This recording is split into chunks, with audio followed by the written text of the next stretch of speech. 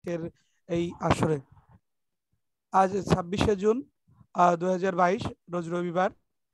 আজকে আমাদের প্রতিদিন যে ধর্মসভা, প্রতি সাপ্তাহিক যে ধর্মসভা আলোচনা হয় তারই ধারাবাহিকতা আমাদের আজকেও ধর্মসভা এখানে আলোচিত হবে। আজকে আমাদের মাঝে মূল আলোচক হিসেবে উপস্থিত আছেন প্রফেসর নিখিল ভট্টাচার্য স্যার, প্রাক্তন অধ্যক্ষ, শ্রীমঙ্গল সরকারি কলেজ ও প্রতিষ্ঠাতা আচার্য, কৃষ্ণদ্বৈপায়ন বেদমন্দির, হবিগঞ্জ। আমাদের মাঝে উপস্থিত আছেন আজকের অত্র অনুষ্ঠানের সভাপতি হিসেবে আমাদের হিন্দু ধর্মীয় কল্যাণ ট্রাস্টের সম্মানিত সচিব ডাক্তার দিলীপ কুমার ঘোষ স্যার। এছাড়াও আমাদের মাঝে উপস্থিত আছেন আমাদের মন্দির ভিত্তিক শিশু ও গণশিক্ষা কার্যক্রমের সম্মানিত উপপরিচালক মাঠ সেবা শ্রী মদন চক্রবর্তী স্যার। এছাড়াও আমাদের আমন্ত্রিত অতিথিবৃন্দ এবং অন্যান্য অতিথিবৃন্দ সবাইকে আমরা আবারও স্বাগত জানাচ্ছি আমাদের আজকের পর্বে। প্রথমেই আমাদের আজকের অনুষ্ঠানটি আমাদের শুরু হবে পবিত্র বেদধ্বনি, পবিত্র শঙ্খধ্বনি এবং প্রার্থনা সঙ্গীতের মাধ্যম দিয়ে। প্রার্থনা সঙ্গীতে ভিডিও ক্লিপের মাধ্যমে শুরু হচ্ছে নন্দিতা রায়, শিক্ষক, হবিগঞ্জ।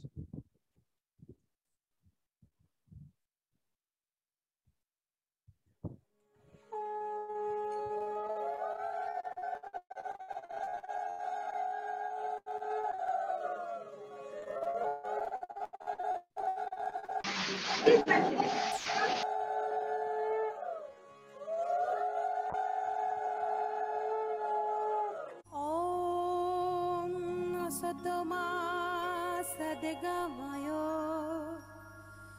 তমসমা জ্যোতির্গময়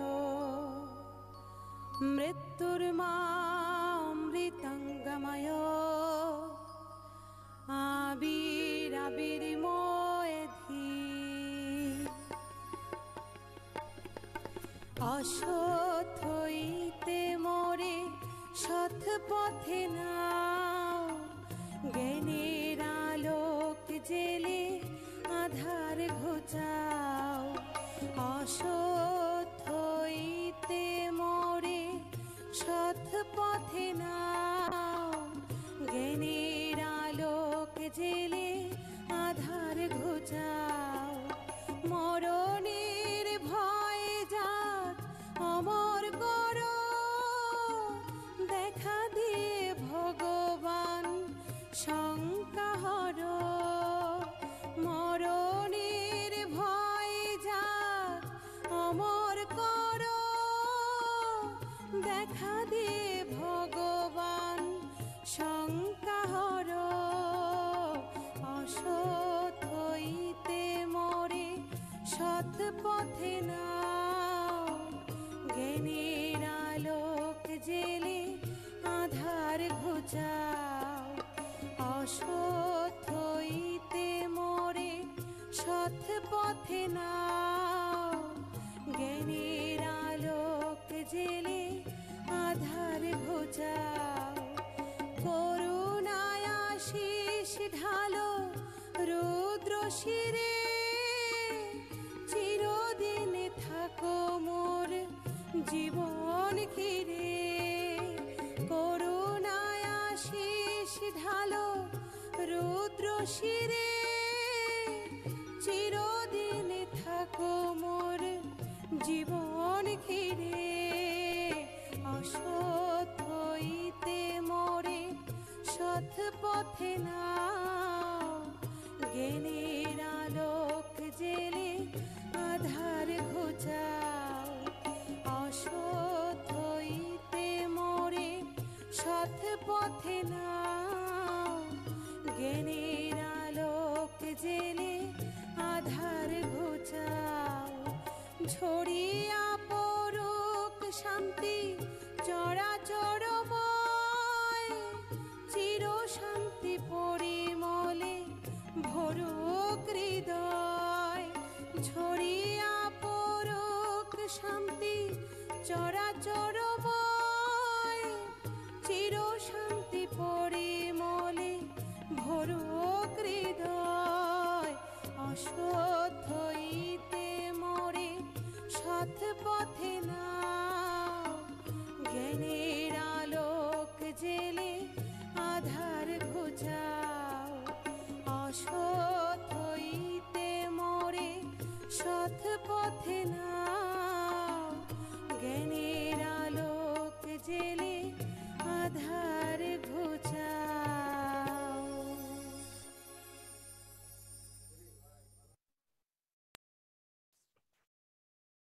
সত্যই হলো ভগবান, সত্যই হলো তপস্যা, জগতে যা কিছু শ্রেষ্ঠ কাজ তার মূলে সত্য, সত্যের চেয়ে কোনো কিছুই বড় নেই। ব্যাসদেব। সম্মানিত উপস্থিতি, এ পর্বে আমাদের মাঝে পবিত্র গীতা থেকে পাঠ করবে চুমকি ঘোষ, কেন্দ্রীয় শিক্ষক, পিরোজপুর ঘোষপাড়া মন্দির, মেহেরপুর সদর। আমি চুমকি ঘোষকে অনুরোধ করছি তার গীতা পাঠ শুরু করার জন্য। নমস্কার, আমাকে শোনা যায় স্যার? হ্যাঁ।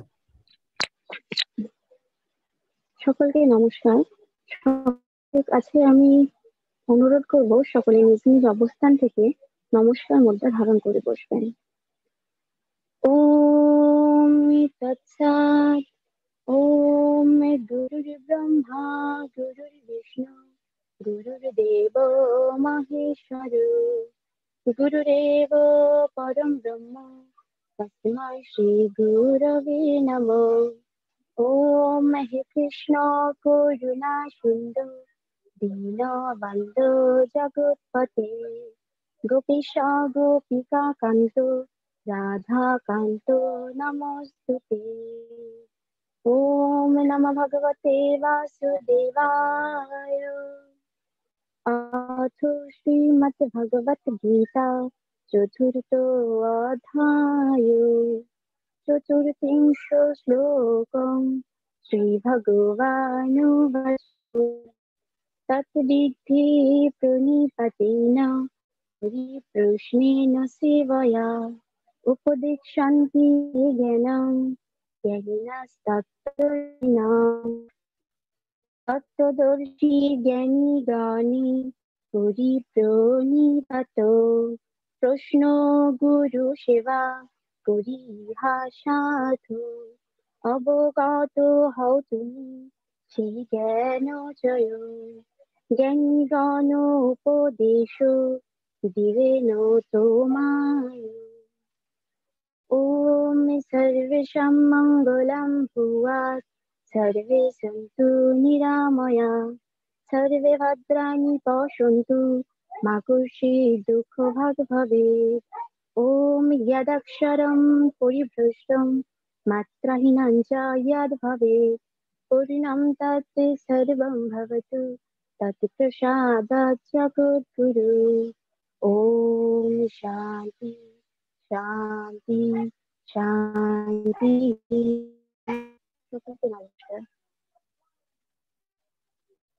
ধন্যবাদ আমাদের চুমকি ঘোষ, কেন্দ্রীয় শিক্ষক, পিরোজপুর ঘোষপাড়া মন্দির, মেহেরপুর সদর। আপনে আচারে কেহ না করে প্রচার, প্রচার করে কেহ না করে আচার, আচার প্রচার নামের করহ দুই কার্য, তুমি সর্বগুরু তুমি জগতেরও আচার্য। চৈতন্য চরিতামৃত। সম্মানিত উপস্থিতি, আমাদের সাপ্তাহিক আলোচনা সভা এর পর্বে আমাদের মাঝে আমাদের আজকের আলোচনা পুনর্জন্মবাদ। পুনর্জন্মবাদ মূল আলোচক হিসেবে যিনি আমাদের মাঝে উপস্থিত আছেন আমাদের সকলেরই সুপরিচিত এবং আমাদের পরম শ্রদ্ধেয় শ্রী প্রফেসর নিখিল ভট্টাচার্য স্যার, ডাক্তার অধ্যক্ষ সরকারি শ্রীমঙ্গল সরকারি কলেজ ও প্রতিষ্ঠাতা আচার্য কৃষ্ণদ্বৈপায়ন বেদ মন্দির হবিগঞ্জ। আমি স্যারকে সবিনয় অনুরোধ করছি আমাদের মাঝে আজকে সেই অমৃত কথা, আমাদের সেই পুনর্জন্মবাদের উপর কথা অমৃতগুলো পরিবেশন করার জন্য আমি স্যারকে সবিনয় অনুরোধ করছি। স্যার।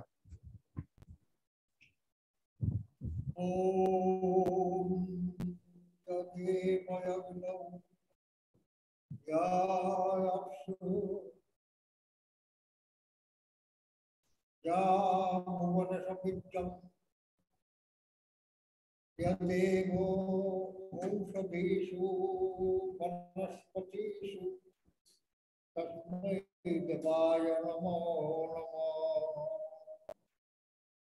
ॐ वाङ्मनसि प्रतिष्ठितः मनोमि वाचि प्रतिष्ठितम् आविरविर्मयेधि वेदस्य मे आनिष्टम् श्रुतं मे मा प्रहासि अनेनातेनागमरत्रं ददामि त्रिकं वदिष्यामि सत्यं वदिष्यामि तन्मामवतु तद्वक्तरमवतु अवतु मम अवतु वक्तारम् अवतु वक्तारम् ॐ शान्ति शांति शांति हरि ओम सदवाद सभापति महाशय उपस्थित श्रुति नारायण আজকের আলোচ্য বিষয় বেঁধে দেওয়া হয়েছে জন্মান্তরবাদ। শ্রুতিমণ্ডলী, সনাতন ধর্মের 5টি মৌল ভিত্তি, 5 pillars of সনাতন ধর্ম, 5টি মৌলিক ভিত্তি, তাকে বলা যেতে পারে 5 pillars। এর অন্যতম পিলার হচ্ছে জন্মান্তরবাদ। আজকে সভাপতি ডক্টর দিলীপ ঘোষ অনুরোধ করলেন জন্মান্তরবাদের উপর কিছু কথা বলতে। জন্মান্তর কার? এই প্রশ্নের উত্তর দিলে আগে বলতে হবে আমি কে। আমার এই যে দেহটি, দেহের মধ্যে 2টি সত্তা বিরাজমান।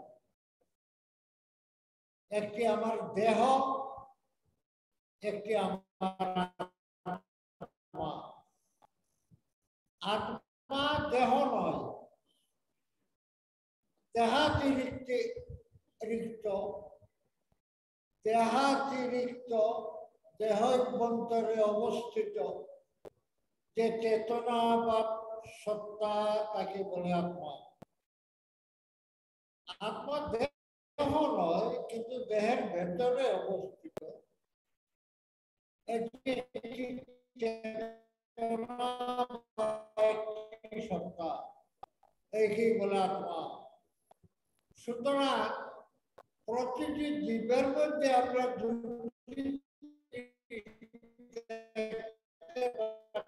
তার দেহ আর তার আত্মা। দেহ অনিত্য, মরণ, আত্মার মৃত্যু নাই, আত্মার শেষ নাই। প্রায় সকল ধর্মই এই ব্যাপারে একমত যে আত্মা অবিনশ্বর, আত্মার মৃত্যু নেই। সকল ফিলসফি এই ব্যাপারে একমত। আত্মা যদি অবিনশ্বর হয়, তাহলে আমি মরে গেলে পরে আমার দেহ তো পরে থাকবে। আপনারা আগুনে জ্বালিয়ে দেবেন বা মাটিতে সমাধি দিয়ে দেবেন, দেহের পরিণতি তো বোঝা গেল। কিন্তু আত্মা যাবেন কোথায়? আমার দেহে মৃত্যু মানে এই দেহ থেকে আত্মা বেরিয়ে যাওয়া। দেহ থেকে যখন আত্মা বেরিয়ে যায়, তখন আমরা বলি মানুষটা মরে গেছে। দেহটাকে আমরা সংস্কার করে দিই বিভিন্ন দেশ, কাল, ধর্ম, মত অনুসারে। কেহ আগুনে জ্বালিয়ে দিই, কেহ মানব, কেহ ভূমিগর্ভে সমাধি দেই, কেহ বা জলে ডুবিয়ে দিই। এরকম বিভিন্ন প্রথা প্রচলিত আছে বিভিন্ন ধর্মে। বুঝলাম এই দেহ বিনাশশীল, দেহ অনিত্য, দেহের পরিণতি মাতৃগর্ভে জন্ম হয়ে আস্তে আস্তে বড় হয়ে বৃদ্ধ হয়ে আবার যে পঞ্চভূতের দেহ, সেই পঞ্চভূতের সঙ্গে মিশে যাওয়া। এই তো দেহের আরম্ভ কোথায় আর শেষ কোথায় বোঝায়। এখন জন্মান্তরবাদ বলতে বোঝায় এই যে আত্মা, আত্মা তো নিত্য, আত্মার তো বিনাশ নাই। আত্মা কি হয়? বিভিন্ন দর্শন অনুযায়ী আত্মার বিভিন্ন সম্পর্কে বিভিন্ন রকমের কথা। প্রাচীন একটা দর্শন ছিল, বিশেষ করে মধ্যপ্রাচ্য এবং পাশ্চাত্যের যেটা গড়ে উঠেছিল, সেটাতে মানুষের মৃত্যুর পর তার দেহটাকে যেখানে সমাধিস্থ করা হয়, সেখানে আত্মা বায়ুরূপে অবস্থান করে একেবারে শেষ বিচারের দিন পর্যন্ত। শেষ বিচারের পূর্ব পর্যন্ত আত্মা যেখানে দেহটাকে সমাধিস্থ করা হয়েছে সেখানে থাকবে। এই বিশ্বাসের উপর ভিত্তি করে আমরা দেখি মিশরে পিরামিড গড়ে উঠেছে। পিরামিডের মধ্যে দেহটাকে রাখা হতো, মমি করে রাখা হতো পবিত্র স্থানে, এবং বিশ্বাস করা হতো সেখানে আত্মা অবস্থান করে। কতদিন করবেন? একেবারে আপ টু দি ডুমসডে, শেষ বিচারের দিন। আজকাল তো আর মমি করা হয় না। আজকাল কি করবো? আমরা দেহটাকে মাটিতে সমাধি দিয়ে দেব অথবা আগুনে জ্বালিয়ে দেব। মাটিতে সমাধি যদি দিয়ে দেন, তাহলে ওই যে বিশ্বাস যেখানে দেহটা থাকে সেখানে আত্মা থাকে, দেহটা তো কিছুদিনের মধ্যেই পচে মাটি হয়ে বিলীন হয়ে যাবে। তারপরেও কি আত্মা সেই জায়গাতে থাকবে? একটা প্রশ্ন উঠে। দেহটা বিলীন হয়ে গেলে আত্মা কি আর সেই জায়গাতে থাকবে, সমাধিস্থলে বা কবরের স্থানে? এই একটি প্রশ্ন। সনাতন ধর্ম বলে, সনাতন দর্শন, বেদ বলে যে আত্মা দেহ থেকে বেরিয়ে যাওয়ার পরই তিনি আবার অন্য মাতৃগর্ভে প্রবেশ করবেন এবং আবার জন্ম নিবেন, সেই মায়ের সন্তান রূপে জন্ম নিবেন। যে আত্মা একটি দেহ মৃত্যুর পর ছেড়ে গিয়ে দেহটির মৃত্যু হলো, সে আত্মা আরেকটি দেহে প্রবেশ করবেন মাতৃগর্ভে, সেই এমব্রায় দেহটাকে। এটাই সনাতন ধর্মের বিশ্বাস। তারপর আবার জন্ম নিবেন, আবার মৃত্যুর পর আবার পুনর্জন্ম হবে। পুনরপি জন্ম পুনরপি মরণম জননী জঠরে পুনরপি শয়নম। আবার জন্মিতে হবে, আবার মরিতে হবে, আবার জননীর জঠরে শয়ন করতে হবে। এইভাবে আত্মার জন্মিলেই করতে হবে, বললেই আবার জন্মিতে হবে। যে জন্মেছে তার মৃত্যু হবে নিশ্চিত, আর যে মরেছে তারও আবার জন্ম হবে। সুধী মণ্ডলী, এখানে একটি কথা আছে, মানুষ আমি কিভাবে জন্ম নিব? এই জন্মে আমি মানুষ আছি?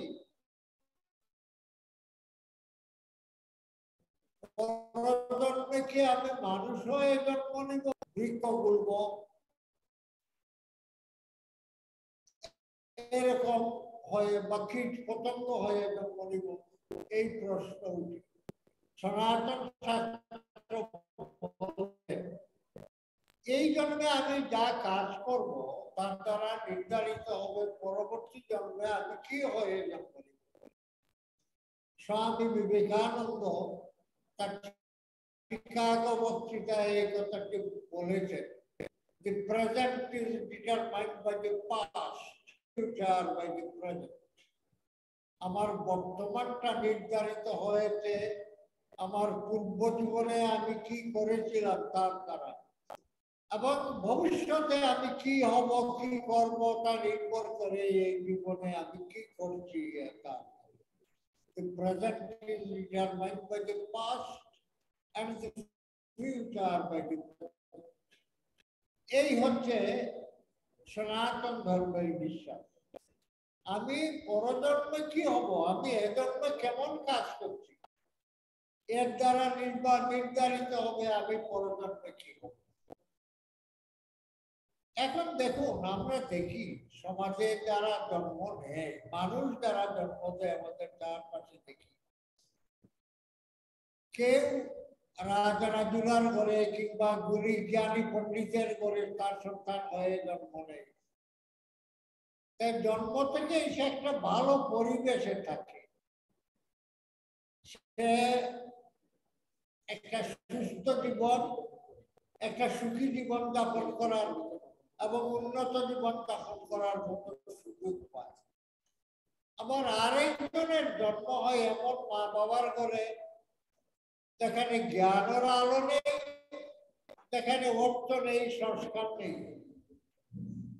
সে যেখানে জন্ম নিল দরিদ্র পরিবেশে, তার শিক্ষার সুযোগ হয়ে উঠে না, মৃত্যু তাকে শুধু কষ্ট করেই জীবন যাপন করতে হয়।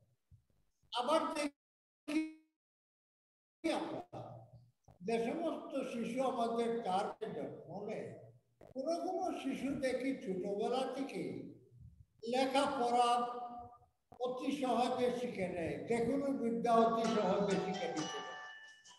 আর কোন শিশুকেও কত চেষ্টা করেও কোনো শিকার কোনো কিছু বিশেষ কিছু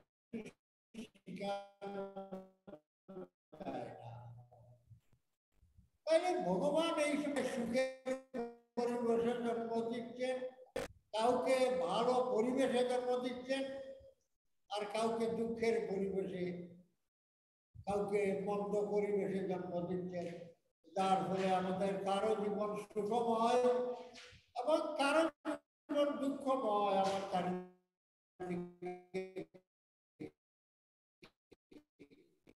এর থেকে কি মনে হয়, স্বেচ্ছাচারী হয়ে গেছে না? আপনাকে জন্ম দিলেন ধনী রাজুলার ঘরে, আর আরেকজনকে জন্ম দিলেন দীন দরিদ্র ভিখারির ঘরে। একজনকে জন্ম দিলেন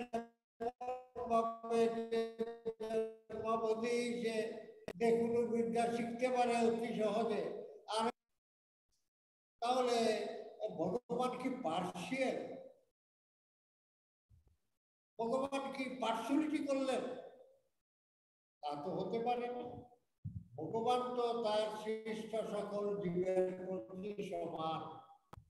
তিনি যদি সকলের প্রতি সমান হন, একজনকে এত সুখের পরিবেশে জন্ম দিলেন, একজনকে দুঃখের পরিবেশে জন্ম দিলেন, তিনি যদি সমান হন, সকলের প্রতি একই ভাবাপন্ন হন, তাইলে তিনি এই বৈষম্যমূলক আচরণ করছেন কেন? না, নিশ্চয়ই না। ভগবান বৈষম্যমূলক আচরণ করছেন না। ভগবান তার ইচ্ছায় কাউকে রাজার সন্তান করে জন্ম দিচ্ছেন না এবং কাউকে ভিখারির সন্তান করে জন্ম দিচ্ছেন না। তাহলে আমরা যে দেখি কেউ ভিখারির সন্তান, কেউ রাজার সন্তান, এই সে পূর্বজন্মে যেমন কাজ করেছিল সেই কাজ অনুযায়ী ভগবান পরবর্তী জন্ম দেয়। তাই কেউ ভালো কাজ করেছিল বলে রাজ সন্তান হয়েছে, কেউ ভালো কাজ করেছিল বলে পরবর্তীকালে জ্ঞানী গুণীর ঘরে জন্ম নিয়েছে, আবার কেউ ভালো কাজ করতে পারে নাই বলে সে দীন দরিদ্রের ঘরে জন্ম নিয়েছে, এমন পরিবেশে জন্ম নিয়েছে যেখান থেকে সে কিছু শিখবার, কিছু জ্ঞান আহরণ করার কোনো সুবিধা সে পায় না। এই যে বৈষম্য আমরা সমাজে দেখি, এটা ভগবান বৈষম্য করে দিচ্ছেন না। বৈষম্য আমরা নিজেই আমাদের পূর্বজন্মের কর্মের দ্বারা আমরা নির্ধারণ করে রেখেছি। আমার পূর্বজন্মের কর্ম অনুযায়ী আমার এই জন্ম হয়েছে। আমি হয়তো দরিদ্রের ঘরে জন্ম নিয়েছি, আপনি হয়তো ধনীর ঘরে। আমি হয়তো সংস্কারহীন পরিবারে জন্ম নিয়েছি, আপনি শিক্ষিত জ্ঞানী গুণীর ঘরে জন্ম নিয়েছেন। এর কারণ ভগবান করেন না, ভগবান ইচ্ছা করে করছেন না। তিনি এই নীতি পালন করেন যে তোমার কর্ম অনুযায়ী তোমার পরবর্তী জন্ম হবে। The present is determined by the past and the future by the present. সুতরাং আমাদের জন্ম থেকে এই যে সুখী আর দুঃখী এর কারণ পাওয়া গেল আমাদের পূর্বজন্ম। সুধীমণ্ডলী, আমরা যে জন্ম নিয়েছি এই সংসার যাপন করছি, বিভিন্ন ভাবে যাপন করছি। কেউ ডাকাতি করে জীবন যাপন করছি, কেউ চুরি করে, কেউ মিথ্যাচার করে, কেউ সাধুভাবে জীবন যাপন করছি, কেউ সৎভাবে জীবন যাপন করছি।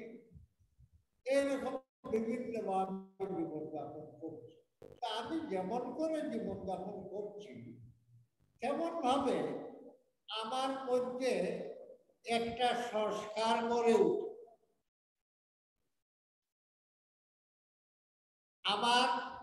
আমি যখন জন্ম নিলাম, আমার এই দেহ নিয়ে মায়ের উদর থেকে যখন বেরিয়ে আসলাম, আস্তে আস্তে আমি বড় হলাম। আমিটাকে এখানে একটু স্মরণ করিয়ে দিতে চাই। আমার অতীতে অনেকগুলি বক্তব্যে আমি বলেছি, আমি মানে আমার দেহ নয়, আমি মানে আমার আত্মা। আমি মানে আমার আত্মা, আমার দেহ। সুধীমণ্ডলী, এই আত্মা আমার এই দেহের ভেতরে আছে। আমাদের শাস্ত্র বলেছে দেহটি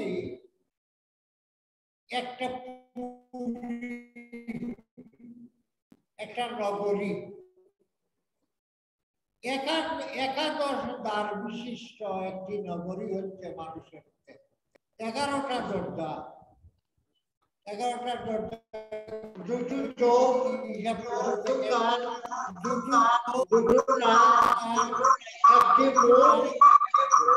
আর ওই জায়গায় একই জায়গায় দুটো ডিভাইস অন হয়ে গেছে। একই জায়গায় অন হয়ে গেছে, প্লিজ বন্ধ করে রাখুন। একটা ব্রহ্মরন্ধ্র, এই মিলে আমাদের নাভি এবং ব্রহ্মরন্ধ্র, এই 11টা দরজা আমাদের দেহরূপ শহরটা, এই 11টি দরজা,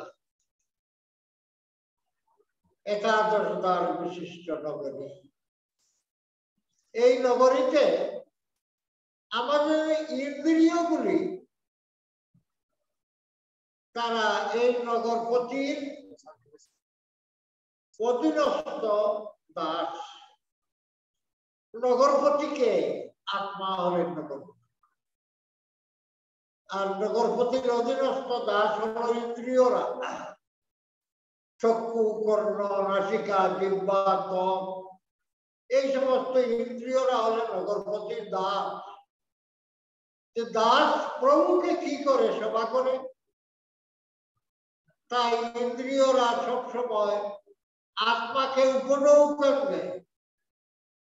চোখ দেখায়, তাতে একটা খুশি খুশি ভাব হয়, কান শোনায়, শুনেও একটা আনন্দ পায়। এরকম খাবার জিনিস খেয়ে আরেকটা মজা পায়।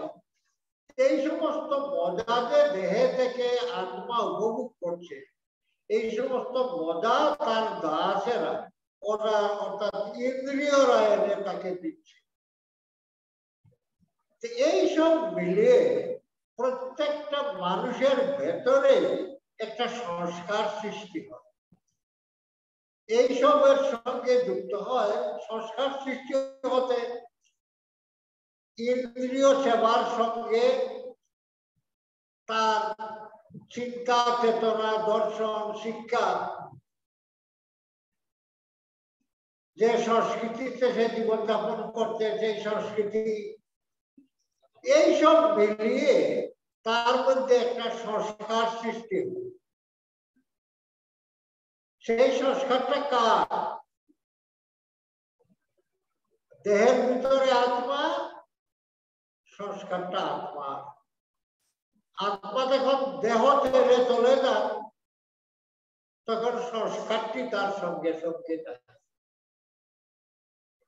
বাতাস যখন যায় ফুলের উপর দিয়ে, তখন ফুলের সুগন্ধ যেমন বাতাস বহন করে নেয়, অথবা বাতাস যেমন দুর্গন্ধ বহন করে নেয়, ঠিক তেমনি আত্মা এক দেহ ছেড়ে যাওয়ার সময় সেই দেহে থাকাকালীন তার সংস্কারকে তিনি সঙ্গে করে বহন করে নেন। পরবর্তী জন্মে তিনি মাতৃহৃদয়ে যখন প্রবেশ করলেন এমব্রায়োতে, তখনই সেই আত্মার মধ্যে পূর্বজন্মের সংস্কারটা আত্মার মধ্যে থাকে। এই সংস্কারের ফলেই দেখা যায় জন্মের পর কেউ মেধাবী, কেউ মেধা অত্যন্ত হীন অবদান থেকে, কেউ লেখাপড়ায় উন্নতি করতে পারে, কেউ পারে না। কেউ রুচি একদিকে যায়, আরেকজনের রুচি ভিন্ন দিকে। এটা তার পূর্বজন্মের যে সংস্কার আত্মা নিয়ে আছেন, সেই সংস্কারের এই সংস্কারটা নিয়েই মানুষ জন্ম নেয়। এই কারণে কেউ জন্মাবধি মেধাবী, জন্মাবধি সুখী, কেউ জন্মাবধি একেবারে মূর্খ এবং জন্মাবধি দুঃখী, এই সংস্কারের কারণে। এছাড়া আমাদের জন্মের পরে আমরা কেউ যে এত সুখী, কেউ দুঃখী, কেউ ভালো ছাত্র, কেউ অত মন্দ ছাত্র, এর ব্যাখ্যা করার আর কোনো দ্বিতীয় উপায় নাই। এই জন্মান্তরবাদী একমাত্র ব্যাখ্যা আমাদের সন্তানদের সুখী অসুখী হওয়ার, মেধাবী এবং মেধাহীন হওয়ার, বুদ্ধিমান এবং বুদ্ধিহীন হওয়ার ব্যাখ্যা একমাত্র এই পুনর্জন্মই করতে পারে। পুনর্জন্মে সে পূর্বজন্মের যে সংস্কার তার মধ্যে নিয়ে আছে, সেই সংস্কারের ফলে আমাদের মধ্যে এই মেধা, বুদ্ধি ইত্যাদির মধ্যে এই তারতম্য ঘটে। কেউ সুখী হই, কেউ দুঃখী হই। সুধীমণ্ডলী, এর দ্বারা পরিষ্কার করে বোঝা গেল যে মানুষ আত্মা আবার জন্ম নেয়। এখানে সনাতন ধর্মে একটা কথা আছে, কতকাল ধরে জন্ম নেয় এবং কিভাবে জন্ম নেয়। এখানে একটু কথা আছে, মানুষ তো পাপও করে, পুণ্যও করে। মানুষ পাপ পুণ্য সবই করে। এমন মানুষ নাই যে কোনো পুণ্য করে নাই, আর এমন মানুষ নাই যার বিন্দুমাত্র পাপ নেই। সুতরাং মৃত্যুর পরে আত্মাকে তার পূর্বজন্মের পাপ পুণ্যের ফল ভোগ করতে হবে, যাকে আমরা বলি স্বর্গ আর নরক। এই পাপ পুণ্যের ফল এটা ব্যাংকে জমানো টাকার মতো। ব্যাংকে জমানো টাকা, আমার চাকরি শেষ হয়ে গেলে সেই টাকা দিয়ে শহরে বাসা ভাড়া করে বসে বসে খেতে পারি। কিন্তু যত দিন যায় আমার টাকা কমে যায়, যত দিন যায় টাকা কমে যায়। কমতে কমতে একদিন যদি একেবারে টাকা আমার নীল হয়ে যায়, ব্যাংকে একটি টাকাও না থাকে, তাহলে সেদিন আমি খাবো কি? সেদিন থেকে আমার খাওয়ার উপায় কি? আজকালকে আপনারা সঞ্চয় ছাড়াও যারা সরকারি চাকরি করেন বা বিভিন্ন বড় বড় কোম্পানিতে চাকরি করেন, পেনশন পান। মৃত্যুর দিন পর্যন্ত পেনশন পাবেন, পেনশন খেয়ে যেতে পারবেন। কিন্তু ভগবান মৃত্যুর পরে আমার এই জীবনের কৃতকর্মের জন্য স্বর্গ বা নরক যে ভোগ করতে পাঠালেন, স্বর্গ বা নরক আমি কতদূর ভোগ করব? আমার সঞ্চিত পুণ্য বা পাপ, যতই আমি স্বর্গ বা নরক ভোগ করছি, আমার সঞ্চিত পাপ বা পুণ্য ক্ষয় হচ্ছে। ব্যাংকে সঞ্চিত টাকা যেমন একদিন নীল হয়ে যায়, ঠিক একদিন আমার সঞ্চিত পুণ্য বা পাপ নীল হয়ে যাবে। যখন সঞ্চিত পাপ বা পুণ্য নীল হয়ে যাবে, তখন ভগবান কিন্তু কোনো পেনশন দেয় নাই বর্তমান সরকারের। ভগবান বলে যাও আবার পৃথিবীতে গিয়ে জন্ম নেব। সেই স্বর্গ বা নরক পাপ বা পুণ্যের দ্বারা স্বর্গ বা নরক ভোগ করতে করতে যখন সঞ্চিত পাপ বা পুণ্য শেষ হয়ে গেল, তখন অত আত্মা আছে, আত্মার তো মৃত্যু নাই। তখন ভগবান কি করবেন? ভগবান পাঠান, যাও তুমি আবার গিয়া নরলোকে জন্ম, আবার পৃথিবীতে এসে জন্ম নিব, আবার জন্ম নিব, আবার কর্ম করব, কর্মের দ্বারা আবার সঞ্চয় হবে। এইভাবে ব্যাখ্যা করেন আমাদের বেদান্ত শাস্ত্র। তবে শাস্ত্রে এটা আছে, এটা কতদিন চলবে? আমি জন্মিব আর মরব, জন্মিব আর মরব, কতদিন চলবে? কত লক্ষ বার না কত কোটি বার আমাকে জন্ম নিতে হবে? জগৎগুরু শঙ্করাচার্য এক জায়গায় লিখেছেন,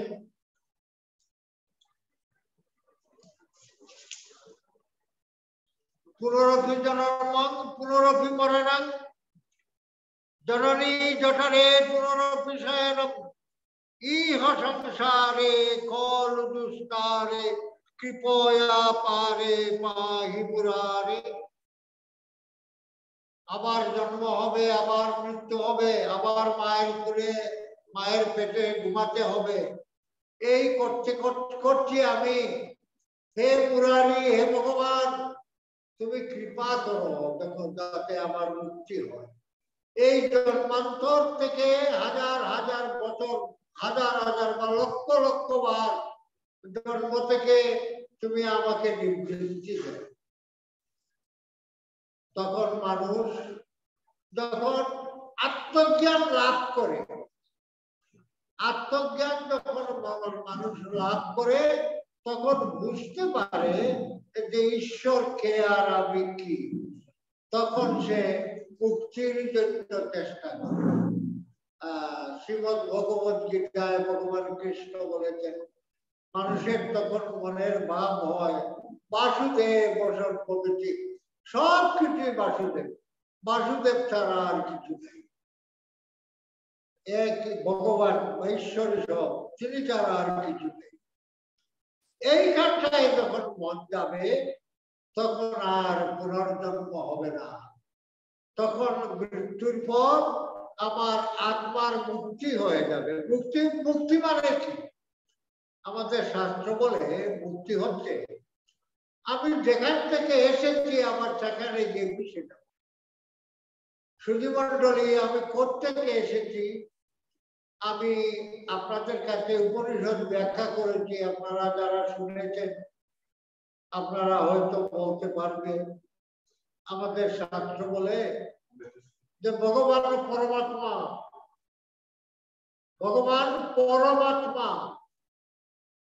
পরমাত্মা কিরকম? হাজার মাইল দূরে মনে করেন একটা আগ্নেয়গিরি।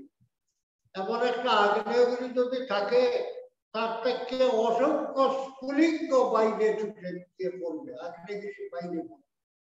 সেই আগ্নেয়গিরি যদি হয় পরমাত্মা, ছুটে যাওয়া যে স্ফুলিঙ্গ গুলি প্রত্যেকটি এক একটি জীবাত্মা। সুতরাং আমরা পরমাত্মা থেকেই ছুটে এসেছি। কিভাবে আমরা ছুটে আসলাম? এই জগৎ প্রপঞ্চ সৃষ্টির আগে একমাত্র পরমাত্মাই ছিলেন, আর কিছু ছিল। বেদ বলছেন সেই পরমাত্মা ভাবছেন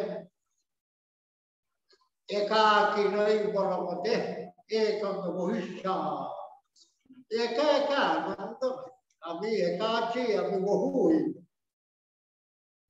একাকিনৈ বরমতে একং বহিষ্যাৎ। এইভাবে আমরা এসেছি পরমাত্মা থেকে। আবার যদিন আমরা দেখব জগতে একমাত্র ঈশ্বরই আছেন, আর ঈশ্বর তারা কিছু নাই। ঈশাবাস্যমিদং সর্বং দক্ষিণ জগৎ জগৎ, এই সমস্ত জগতে শুধু ঈশ্বরই আছে। এই অনুভূতি যখন বুঝবো, আমার সামনে বসে আছে না আমার শ্রোতারা, আমার ছাত্ররা, এটা আমার মূর্খ বলে আমি বলি আমার ছাত্র আর আমার শ্রোতা। আমার যদি জ্ঞান থাকতো তাহলে আমি বলতাম এরা সবার ভিতরে নারায়ণ আছে, না তার উপরে নারায়ণ আমার সামনে বসে আছে। যত্র যত্র নেত্র পরে তত্র তত্র কৃষ্ণ স্ফুরে, শ্রী চৈতন্য মহাপ্রভু বলেছেন। আমি যখন সর্বত্রই সেই পরমাত্মাকে দেখব, সেই কৃষ্ণকে দেখব, অর্থাৎ ভগবানকে দেখব, তখনই আমি মুক্তির অধিকারী হব। তখন মৃত্যুর পর আমি সেই পরমাত্মার সঙ্গে গিয়ে আবার মিশে যাব। একে বলে মুক্তি। সুধী মণ্ডলী, মুক্তি হয়ে গেলে পরে আর জন্ম হবে না।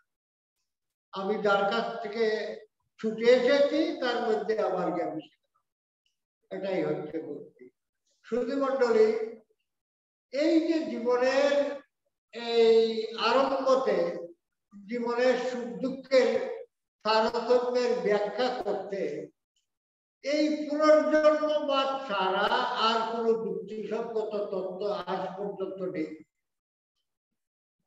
সেই জন্য এই পুনর্জন্মবাদ সনাতন ধর্মে, বৌদ্ধ ধর্মে, জৈন ধর্মের মধ্যে তো বিশ্বাস আছেই, এর বাইরেও সনাতন ধর্মের এই পুনর্জন্মবাদের উপর বিশ্বাস পৃথিবীতে ছড়িয়ে পড়ে। গ্রিকরা আগে পুনর্জন্মবাদে বিশ্বাস করছে।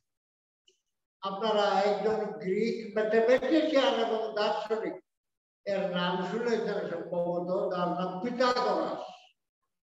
পিথাগোরাস তিনি শেষ জীবনে বলে গেছেন যে পুনর্জন্মবাদ যথার্থ ব্যাখ্যা। সেই জন্য আরেকজন গ্রিক পণ্ডিত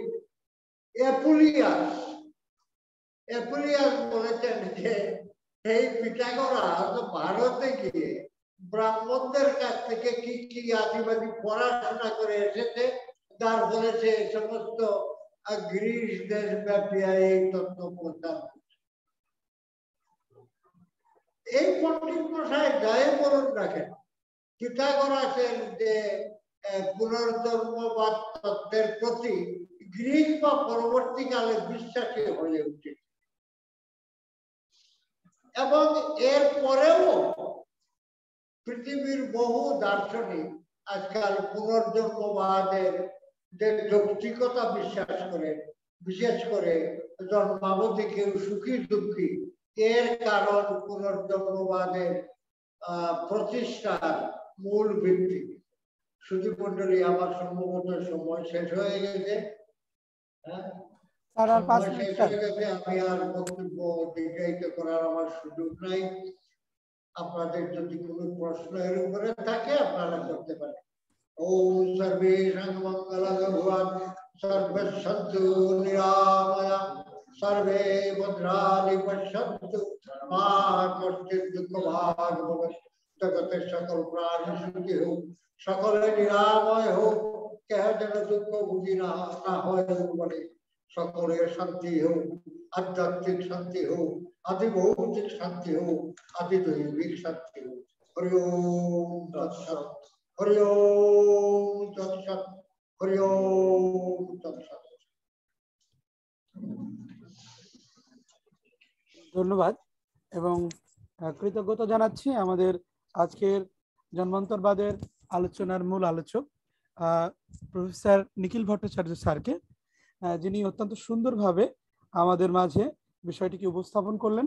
সম্মানিত উপস্থিতি, আমাদের মাঝে ইতিমধ্যে উপস্থিত হয়েছেন আমাদের মুক্তিযুদ্ধ বিষয়ক মন্ত্রণালয়ের সম্মানিত অতিরিক্ত সচিব এবং আমাদের মন্দির ভিত্তিক শিশু ও গণশিক্ষা কার্যক্রমের সাবেক প্রকল্প পরিচালক শ্রী রঞ্জিত কুমার দাস স্যার। স্যারকে আমরা স্বাগত জানাচ্ছি। সম্মানিত উপস্থিতি, আমাদের আজকের যে মূল বিষয়টি আলোচনার ছিল সেই আলোচনা পর্বের পরে এখন আমাদের প্রশ্ন পর্ব। আমরা প্রশ্ন নিব। আমি প্রশ্ন পর্বটি পরিচালনা করার জন্য বিনীতভাবে অনুরোধ করছি আমাদের মন্দির ভিত্তিক শিশু গণশিক্ষা কার্যক্রমের রাজশাহী বিভাগের সম্মানিত প্রশিক্ষক মাস্টার ট্রেনার কাম ফ্যাসিলিটেটর কানু বাসপুর মহোদয়কে। ধন্যবাদ সমীরদাকে। সকলকে নমস্কার। সম্মানিত উপস্থিতি, আমরা খুব সুন্দর একটি সাবলীল একটি সহজ ভাষা একটি উপস্থাপনা দেখলাম, শুনলাম। আমরা আমাদের পরম শ্রদ্ধেয় স্যার আমাদের প্রফেসর নিখিল ভট্টাচার্য স্যার সচরাচরই আমাদের বিভিন্ন বিষয় নিয়ে আলোচনা করেছেন এবং প্রত্যেকটি আলোচনাই অত্যন্ত শ্রুতিমধুর এবং সহজ সরল। এই জন্য স্যারকে আমরা আবারও অভিনন্দন এবং শুভেচ্ছা জানাচ্ছি। তো আমরা এবার সরাসরি ভক্তবৃন্দের কাছে চলে যেতে চাই। আমরা এবার একটু প্রশ্ন নিতে চাই। সম্মানিত ভক্তমণ্ডলী, আপনারা যারা যারা আমাদের আজকে বিষয়ে প্রশ্ন করতে চান একটু রেজ হ্যান্ড করুন, আমরা সরাসরি আপনাদের কাছে চলে যেতে চাই। আমরা শ্রী কৃষ্ণচন্দ্র হালদারকে দেখতে পাচ্ছি, রেজ হ্যান্ড করেছেন। কৃষ্ণচন্দ্র হালদার মহোদয়, আপনি আপনার প্রশ্ন উপস্থাপন করুন। নমস্কার স্যার, আমি কৃষ্ণচন্দ্র হালদার যশোর মনিরামপুর থেকে বলছি, প্রাক প্রাথমিক শিক্ষক। আজকে আলোচক স্যারকে তার শ্রীচরণে ধন্যবাদ জানাই।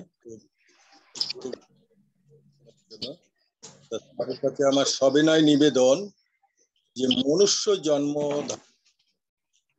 কত লক্ষ বছর অপেক্ষা করতে হয়, কত লক্ষ বছর পর্যন্ত থাকে, এটাই আমার সবিনয় নিবেদন স্যার।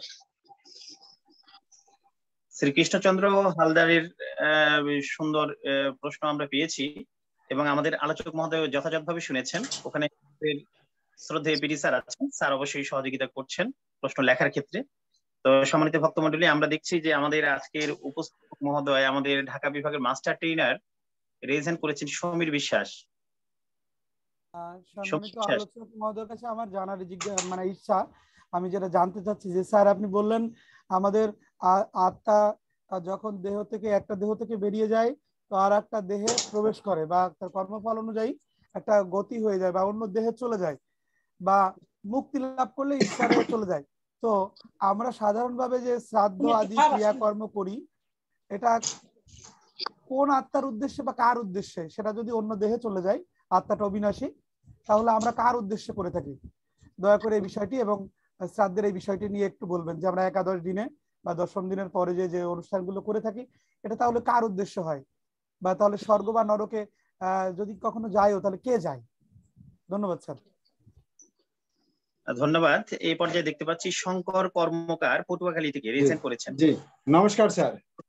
প্রশ্ন আমি দুমকি উপজেলার স্যার দক্ষিণ পাঙ্গেশের শাহপাড়া মন্দিরের প্রাক প্রাথমিক শিক্ষক স্যার।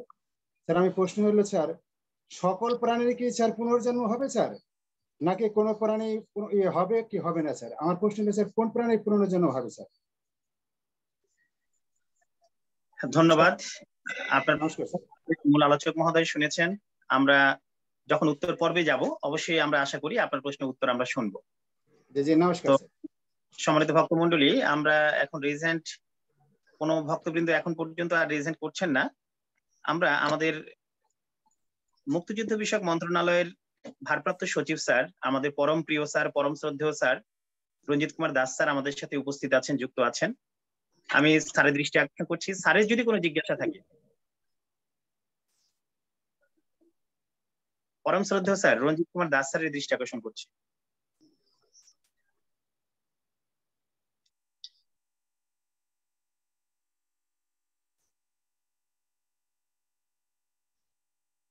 স্যার আমাকে শোনা যায় স্যার?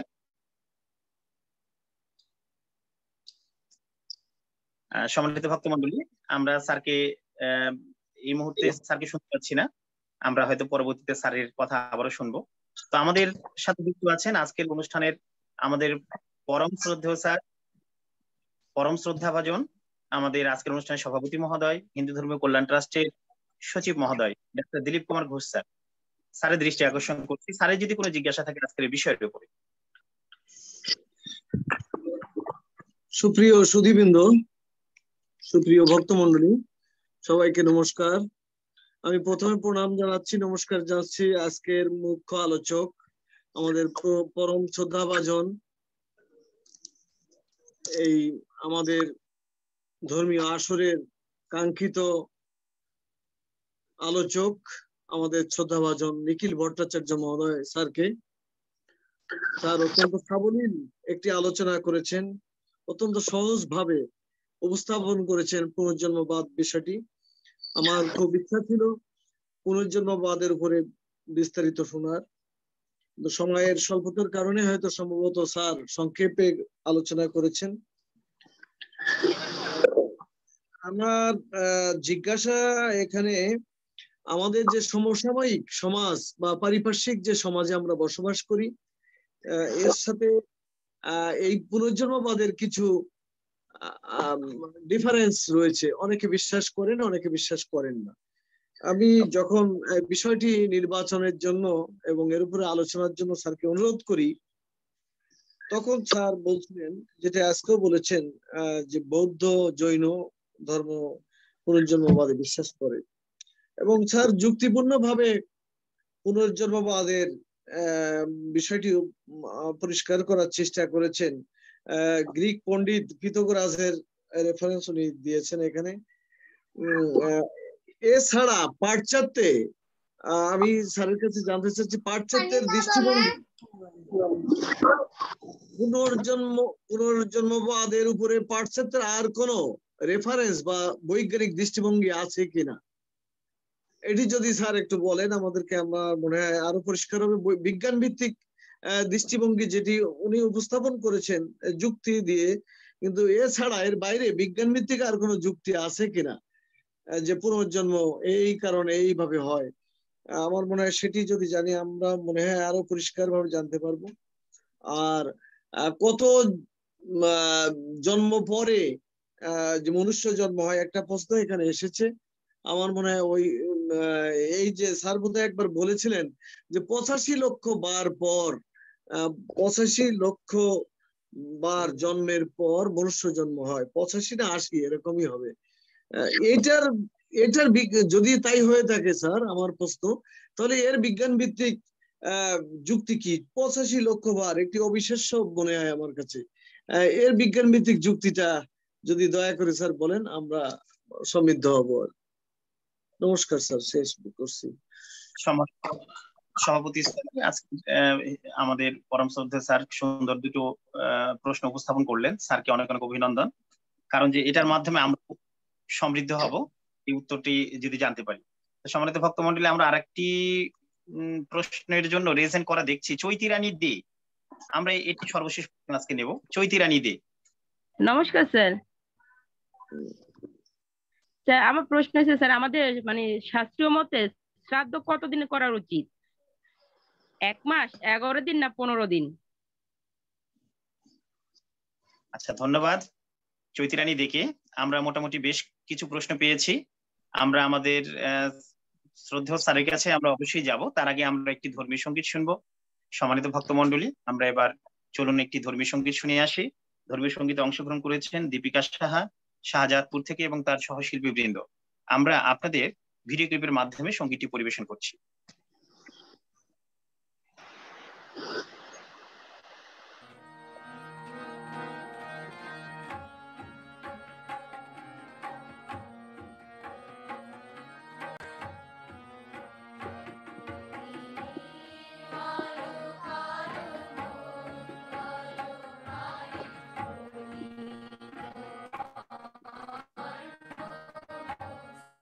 Yes.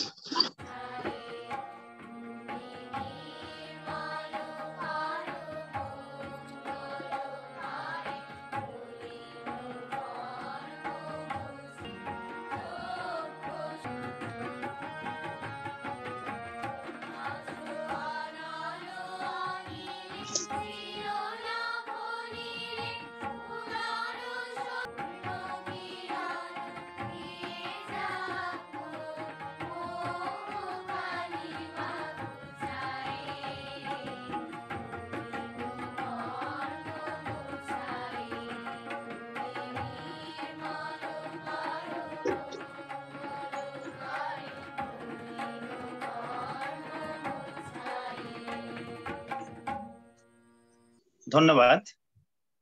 সম্মানিত উপস্থিতি, মহাপ্রভুর দৃষ্টিতে কেহই বড় নয়, কেহই ছোট নয়, সবাই সমান। প্রভুর আশীর্বাদ সবারই জন্য। ঋগ্বেদ। সম্মানিত উপস্থিতি, আমরা ধর্মীয় সঙ্গীত পরিবেশনার পূর্বেই বেশ কিছু প্রশ্ন আমাদের সম্মানিত ভক্তবৃন্দের কাছ থেকে পেয়েছি। আমরা এবার সরাসরি সেই সকল প্রশ্নের উত্তর পর্বে চলে যাচ্ছি। আমরা এই পর্যায়ে বিনীত অনুরোধ জানাচ্ছি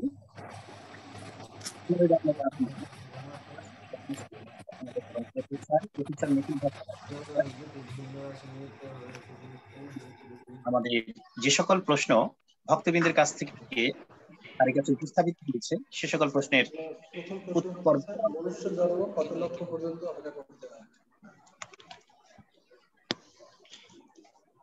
প্রথম প্রশ্ন হচ্ছে মনুষ্য জন্ম কত লক্ষ পর্যন্ত অপেক্ষা করতে হয়?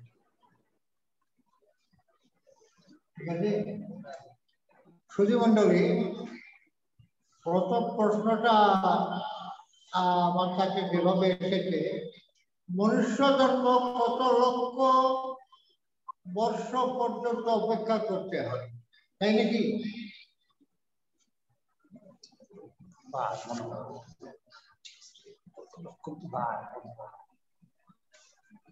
প্রশ্নটা কি ঠিক হয়েছে? মনুষ্য জন্ম কত লক্ষ অপেক্ষা করতে হয়? প্রশ্নটা ঠিক হয়েছে? ঠিক আছে স্যার, ঠিক আছে স্যার। মনুষ্য জন্ম কত লক্ষ বার হবে এমন কোন শাস্ত্রে নাই। কেউ এক জন্মেই মুক্তি হয়ে যেতে পারে, আর পুনর্জন্ম হবে না। আর কেউ হয়তো শত শত হাজার হাজার বার জন্ম নিতে হবে, পুনর্জন্ম নিতে হবে, মুক্তি হবে না। এটা নির্ভর করে কর্মের উপর। মনুষ্য জন্ম লাভের উদ্দেশ্য হইল ঈশ্বর লাভ। ঈশ্বর লাভ হয়ে গেলে পরমাত্মার সঙ্গে মিলন হয়ে যায়, আর পুনর্জন্ম হয় না। মনুষ্য জন্ম পেয়ে যদি ঈশ্বর লাভ করতে না পারি, তাহলে শাস্ত্রে বলা হয়েছে মহতি বিনষ্টি। আমার মহা চান্স পেয়েও আমি পারলাম না, এটা বিনষ্টি। কতবার মনুষ্য জন্ম নিতে হবে এমন কোন কথা নাই। 2 নম্বর প্রশ্নটা আছে, আমরা যে শ্রাদ্ধ করি তা কার উদ্দেশ্যে করি? যদি আত্মা এক দেহ থেকে অন্য দেহে গমন করে, আমরা এক দেহ থেকে অন্য দেহে গমন করতে তো সময় লাগবে, 15 দিন তো কমপক্ষে। তা আপনার শ্রাদ্ধ তো আর 1 বছর পরে না, শ্রাদ্ধ তো আরো আগেই করে ফেলবে। আর শ্রাদ্ধ মানে কি? শ্রাদ্ধ মানে বিষ্ণু পদে পিণ্ডদান। শ্রাদ্ধ মানে বিষ্ণু পদে পিণ্ডদান। সুতরাং বিষ্ণু পদে পিণ্ড দেওয়া, এটা আমার পিতার বা মাতার কল্যাণে বিষ্ণু পদে পিণ্ড দেওয়া। এটার সঙ্গে কার উদ্দেশ্যে না, বিষ্ণুর উদ্দেশ্যে। স্যার তাহলে স্যার কতদিন স্যার অপেক্ষা করে স্যার ওই দেহটা, মানে ওই আত্মাটা অন্য দেহে যাওয়ার জন্য স্যার? স্যার আত্মাটা কতদিন আত্মাটা যদি মৃত্যুর সাথে সাথে দেহটা গতান্তর হওয়ার সাথে সাথে আত্মা যদি অন্য দেহে না চলে যায়, ক্ষণকাল যদি স্যার এখানে থাকে, তাহলে কতদিন এই আত্মাটা এখানে থাকে এবং কি অবস্থায় থাকে স্যার? তাহলে বায়ুরূপে আত্মাটা তো একটা বায়ুরূপ, এটার তো কোনো ফরম নাই, এটার কোনো প্র্যাকটিক্যাল ন্যাচারাল ফর্ম নাই। এটা বায়ুরূপে থাকে ততদিন পর্যন্ত, এবং বায়ুরূপে আত্মাই যা প্রবেশ করে মায়ের উদরে নবজীবনের হৃদয়ে। মায়ের উদরে যে নবজীবন করতে যাচ্ছে তার হৃদয়ে গিয়ে প্রবেশ করে। আমার আত্মা তো বায়ুরূপে, তার হৃদয়ে প্রবেশ করেও তার বায়ুরূপেই অবস্থা। ঠিক আছে? স্যার মানে আমি স্যার আরেকবার একটু বলি স্যার, সেটা হচ্ছে যে গীতাতে ওই যে বলছে বাসাংশী জীর্ণানি যথা বিহায়, যদি স্যার এই কথাটাকে আমরা রেফারেন্স ধরি তাহলে পুরাতন বস্ত্র ত্যাগ করে নতুন বস্ত্র ধারণ করে, তাহলে কি আত্মাকে সাথে সাথেই নতুন দেহতে যায় কিনা স্যার? এটাই হচ্ছে পুরাতন স্যার। দেহ ত্যাগ করে আত্মা নূতন দেহ ধারণ করে। পুরাতন দেহ ত্যাগ করে আত্মাও নূতন দেহ ধারণ করে। বাসাংশী জীর্ণানি যথা বিহায় কিন্নতি নরপরাণি তথা চ জীর্ণানি বিহায় জীর্ণান্যানি সংঘাতি নবানি তে।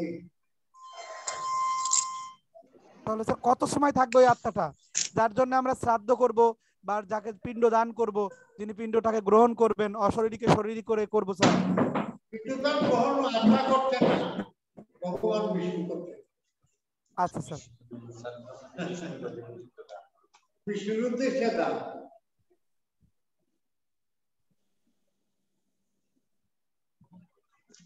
3 নম্বর প্রশ্ন, সকল প্রাণীর কি পুনর্জন্ম হবে নাকি কোনো উদ্দেশ্য প্রাণীর জন্ম হবে? সকল প্রাণীর কি পুনর্জন্ম? সকল প্রাণীর পুনর্জন্ম। পুনর্জন্ম হতে হতে শ্রেষ্ঠ জন্ম মনুষ্য জন্ম। এর আগের গুলি হয়তো বৃক্ষ, গুল্ম, লতা, তৃণ, কীট, পতঙ্গ, ক্ষীরা, এইসব হতে হতে হতে হতে শেষে মনুষ্য জন্ম। সকল প্রাণীর পুনর্জন্ম, সকল প্রাণীর জন্যই পুনর্জন্ম আছে।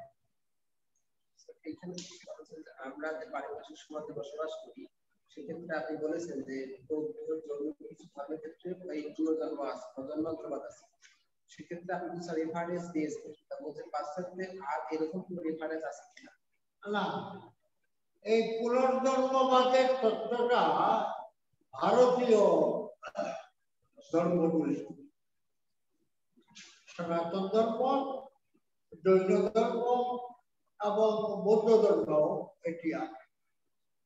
পরবর্তীকালে অন্যান্য দেশ যেমন বললাম আমি যে গ্রিক দার্শনিকেরা একটা যৌক্তিকতা দেখে তারা এটা গ্রহণ করেছে, কিন্তু ওটা তো ওই দেশে গ্রহণ তো ধর্মীয় ভিত্তিতে না।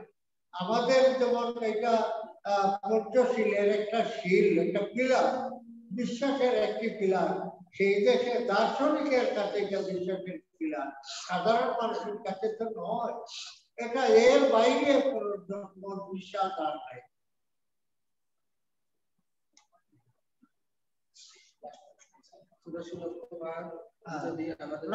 প্রশ্ন উঠেছে কত লক্ষ বার জন্ম হয়? মনুষ্য জন্ম পাওয়ার আগে 84 লক্ষ বার জন্ম, এরকম পুরাণ ইতিহাস। 84 লক্ষ জন্ম নেওয়ার পর হবে মনুষ্য জন্ম। সেই জন্য বলা হয়েছে মনুষ্য জন্ম বড়ই দুর্লভ।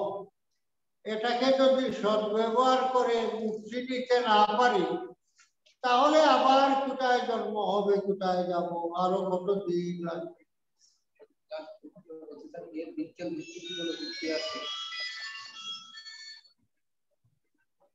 এই যে বিভিন্ন প্রাণী যে জন্ম নিচ্ছে, এটা তার ভিতরে যে আত্মা আছে, সে আত্মাটা নিয়েই তো চিন্তা। এখন এটার আর যুক্তি কি? এটার তো আলাদা যুক্তি হতে পারে না।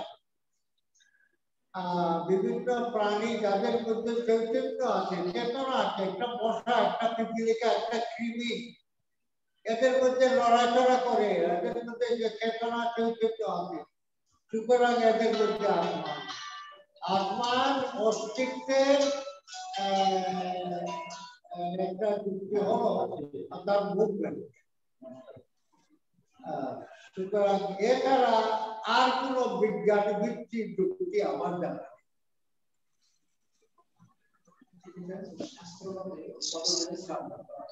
আরেকটি প্রশ্ন সব শেষে একজন দিদি করেছেন, শাস্ত্র মতে কতদিনে শ্রাদ্ধ করা উচিত? এইটা আজকের আলোচনার সঙ্গে প্রাসঙ্গিক। প্রাসঙ্গিক বিষয় ছাড়া অন্য বিষয়ে আলোচনা যদি আনেন তাইলে তো ধান বাঁধতে শিবের গীত হয়ে যাবে। এটা আজকের আলোচ্য বিষয়ের মধ্যে পড়ে না, এটা উত্তর দেওয়া প্রয়োজন। তবুও আপনার জিজ্ঞাসার প্রেক্ষিতে আমি বলছি, যতদিন সুখ থাকে, যতদিন আমার সুখ বা দুঃখ অনুভূতি প্রবল থাকে, ততদিন না গেলে শ্রাদ্ধ করেও লাভ নেই। এখন আমার বাবা মারা গেলেন, আমার বাবার সুখে আমরা একেবারে মৃন্ময় হয়ে আছি। এখন মৃন্ময় হয় কি এই অবস্থায় শ্রাদ্ধ করা যাবে। আমার সুখ যখন প্রশমিত হবে তখন আমি শ্রাদ্ধ করব। এখন সুখ প্রশমিত আমার কতদিনে হবে? আজকের দিনে এটা বলা যায়। আজকের দিনে সকলেই লেখাপড়া করছেন, জ্ঞান আছে, আপনার জ্ঞান দিয়ে আপনার হয়তো 3 দিনেই সুখ প্রশমিত হয়ে যাবে, আমার 1 মাসেও হবে। কিন্তু প্রাচীনকালে এটি করা হয়েছিল যে ব্রাহ্মণ যারা ক্ষত্রিয় এবং বৈশ্য, ব্রাহ্মণ ক্ষত্রিয় এবং বৈশ্য তারা বেদ পাঠ করে। বেদ পাঠ করার ফলে ব্রাহ্মণরা বিশেষভাবে করেন, ক্ষত্রিয় বেদের অনেক অংশ করেন, বৈশ্যরা কিছু অংশ পাঠ করেন। তাদের বেদ পাঠের অধিকার, তারা তাদের পক্ষে জানা সহজ যে আত্মার মৃত্যু নাই। কিন্তু তৎকালে তারা শূদ্র বলে পরিগণিত হতেন, তাদেরকে বেদ পাঠ করতে দেওয়া হতো না, বেদ পাঠ করতেন না। সুতরাং তাদের এই জ্ঞান ছিল না, তাদের আত্মা তত্ত্বের এই জ্ঞান ছিল না, আত্মা যে অমর এই জ্ঞান ছিল না। তাই তাদের জন্য সুখ বেশি দিলেন, আর ব্রাহ্মণ ক্ষত্রিয় বৈশ্য এদের জন্য কম দিলেন। তাই আত্মজ্ঞানী ব্রাহ্মণের জন্য 10 দিন করা হয়েছিল, ব্রহ্মজ্ঞানী ক্ষত্রিয়ের জন্য 12 দিন এবং অর্থজ্ঞানী বৈশ্যের জন্য 15 দিন এবং এর বাইরে যারা তাদের জন্য 30 দিন। কিন্তু সেই যুক্তি এখন আর থাকে না, এখন সেই যুক্তি আর থাকে না। এখন ব্রাহ্মণ ছেলে যে মাস্টারের কাছে যে বই যে ধারা পড়ছে, চন্ডালের ছেলেও সেই মাস্টারের কাছে সেই ধারা পাঠ সেই বই। সুতরাং এখন ব্রাহ্মণ ছেলের আত্মজ্ঞান হয়ে গেছে, আর চন্ডালের ছেলের আত্মজ্ঞান হবে না, এটা এখন আর বিশ্বাস করা যায়। এখন আমরা সকলেই যে পাশ্চাত্য শিক্ষা দিচ্ছি, যার ফলে আমরা আত্মজ্ঞান বা তত্ত্বজ্ঞানের দিকে কেউ এগিয়ে যাচ্ছি না। সুতরাং 10 দিনে প্রাচীনকালের যুক্তি যদি অ্যাপ্লাই করি, তাহলে এখন সকলেরই 30 দিন দিতে হবে। এখন সকলেরই 30 দিন ওষুধ হওয়া উচিত। সুতরাং এই প্রশ্নতে আমি যেতে চাই না। আসল কথা একটা জ্ঞানের উপরে ওষুধ হওয়া উচিত। জ্ঞানের তারতম্য বুঝিয়ে কি করে, এই যে অনেক হয়েছে। এক বাবার 4 ছেলে, একটি ছেলে বড় পণ্ডিত, সে অধ্যাপক, আরেকটি ছেলে সেনা বিভাগে চাকরি করে। যে ছেলে অধ্যাপক তাকে বলতে পারেন সে পণ্ডিত ব্রাহ্মণ, আর যে ছেলে সেনা বিভাগে চাকরি করে সে ক্ষত্রিয়, আর আরেকটি ছেলে একটি কারখানার মালিক, সে বৈশ্য, আর আরেকটি ছেলে কৃষি কাজ করে বা শ্রমিকের কাজ করে সে শূদ্র। তাইলে বাবার মৃত্যুতে কি এক ছেলে 10 দিনে শ্রাদ্ধ করবে, এক ছেলে এই 12 দিনে, এক ছেলে 15 দিনে, আর এক ছেলে 30 দিনে করবে? এই সমস্ত কথা আলোচনা। তাই এখন এইটি আমার মনে হয় বর্তমান কাল উপযোগী সমাজের লোকেরা বসে সংস্কার করে ঠিক করে নেবেন কতদিনে শ্রাদ্ধ করবেন। প্রাচীন এই যে ধারা এখনো ধরে আসছে বা অনেকে চালাতে চাইছেন, ব্রাহ্মণের 10 দিন, ক্ষত্রিয়ের 12 দিন, বৈশ্যের 15 দিন এবং শূদ্রের 30 দিন, এইটার যৌক্তিকতা এখন আর নেই। এখন জ্ঞানের মধ্যে এরকম তারতম্য নেই, সেই জন্য এই ওষুধের তারতম্যের আর যৌক্তিকতা নেই। মোটামুটি আপনাদের কথাগুলি আমি কতটুকু স্যাটিসফ্যাক্টরি উত্তর দিতে পেরেছি জানি না। আপনারা এই সমস্ত বিষয়ে লেখাপড়া করবেন, লেখাপড়া করলে জানতে পারবেন। স্যার আমাদের অনলাইনে একটা প্রশ্ন আছে স্যার। সবচেয়ে বড় কথা হচ্ছে আত্মতত্ত্ব। আর আমার আমি জানবো, আমি দেখবো। স্যার আমার চোখে দেখা যায় না, আপনাকে দেখতে হবে বুদ্ধির দ্বারা। অনুভূতি হবে আত্মা দেখার নয়ন, আর দেখতে হবে বুদ্ধি দিয়ে। সুতরাং আত্মাই এই পুনর্জন্মবাদের কথাই বলেন, আর যে কোনো তত্ত্ব বলেন তার পেছনে আত্মজ্ঞানই শ্রেষ্ঠ বিষয়। সুতরাং আত্মজ্ঞান বিষয়ে জ্ঞান লাভ করতে না পারলে এর কোনোটাকেই বোঝা যায় না। ধন্যবাদ, অনেক ধন্যবাদ। ওম সর্বে মঙ্গলং ভবতু, সর্বে সন্তু নিরাময়া, সর্বে ভদ্রাণি পশ্যন্তু, মা কশ্চিৎ দুঃখভাগ্। ওম শান্তি শান্তি শান্তি। হরি ওম তৎসৎ। হরি ওম তৎসৎ। হরি ওম। সম্মানিত ভক্তমণ্ডলী, আমরা সকল ভক্তবৃন্দের পক্ষ থেকে অভিনন্দন জানাই আজকের মূল আলোচক মহোদয় প্রফেসর নিখিল ভট্টাচার্য স্যারকে।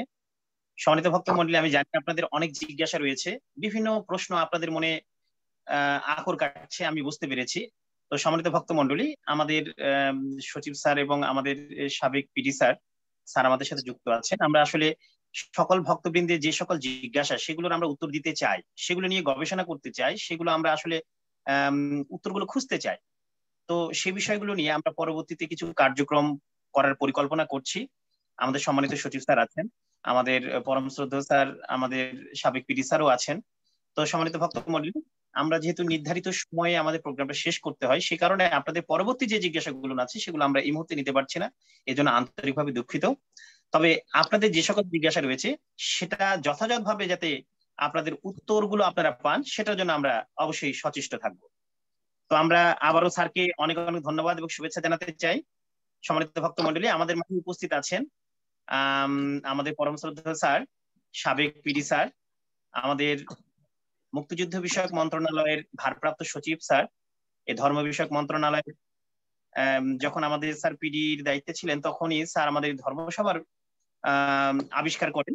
তো সেজন্য স্যারকে আমি পরম শ্রদ্ধার সাথে নমস্কার জানাচ্ছি। এবং স্যারের যেহেতু অত্যন্ত প্রিয় একজন আলোচক, আজকে প্রফেসর নিখিল ভট্টাচার্য স্যার আমাদের সামনে উপস্থিত আছেন, স্যার আলোচনা করলেন। তো স্যারকে কিছু বলার জন্য বিনীত অনুরোধ করছি। পরম শ্রদ্ধা স্যার রঞ্জিত কুমার দাস স্যারকে বিনীত অনুরোধ করছি কিছু বলার জন্য।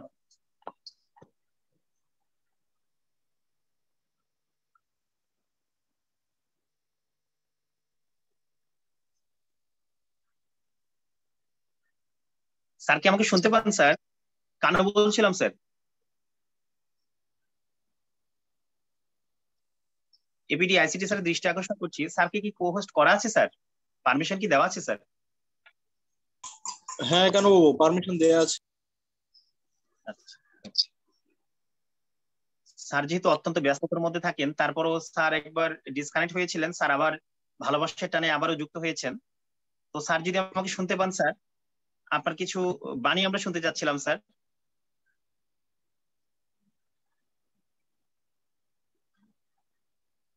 সম্মানিত ভক্তমণ্ডলী, আমরা স্যারকে শুনতে পাচ্ছি না। স্যার যদি আমাদের সাথে আমাদের কথা যদি শুনতে পান, স্যার হয়তো যে কোনো সময় স্যার আবার কথা বলবেন। আমরা এবার সরাসরি আমাদের সম্মানিত সচিব স্যার, আজকের অনুষ্ঠানের সভাপতি মহোদয় ডাক্তার দিলীপ কুমার ঘোষ স্যার, যিনি অত্যন্ত জ্ঞান পিপাসু এবং অত্যন্ত মানে বলার কোনো আমরা লিমিটে স্যারকে বাঁধতে পারবো না। স্যার এত জ্ঞান অর্জনের ক্ষেত্রে মানে এত মানে ধাবিত, দিনকে দিন আমাদের চাইতেও প্রায় অনেক অনেক অগ্রগতিতে স্যার এগুচ্ছেন। এই জন্য স্যারকে আমরা মনের মানে অন্তরস্থল থেকে অভিনন্দন জানাচ্ছি এবং আজকের সকল পর্যায় থেকে যে সকল ভক্তবৃন্দ অংশগ্রহণ করেছেন সকলকে অভিনন্দন জানানোর জন্য বিনীত অনুরোধ করছি। সম্মানিত সচিব স্যার। ধন্যবাদ কানু বাসফোর্ড।